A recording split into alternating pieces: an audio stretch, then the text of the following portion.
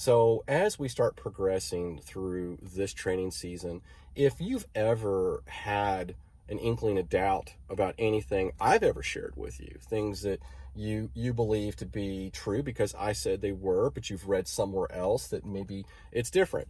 I know that we, collectively, at the time of this recording, there's been several people that have been questioning the validity of the traditional 20-minute FTP test. That I do as well from time to time, quite honestly, because you know what? Nobody enjoys doing them. If you're not a fan of the 20-minute FTP test, try doing the 3 and 9-minute critical power test for running, and then we'll compare notes. There are other options for gathering FTP data. Racing is, depending on the type of race, the bike leg of a triathlon might provide you some interesting information, but not likely. A time trial is probably the best effort. I do have a few people who have longer climbs or mountains of where they live, and they will push, onto that, and it helps.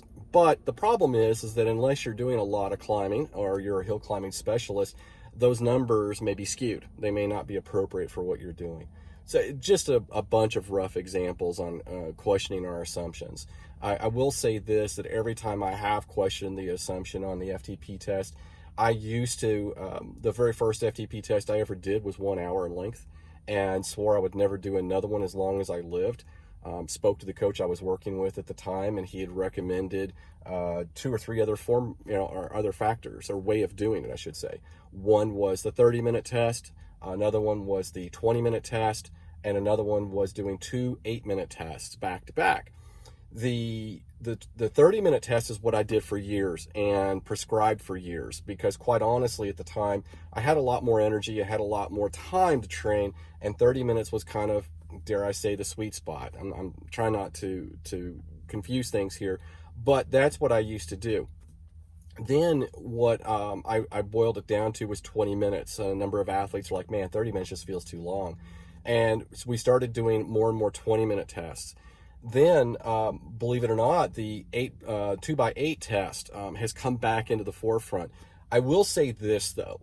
When I went to go reevaluate the 8-minute test and that format, quite honestly, the science has come back that it is not effective, that it is not measuring things properly.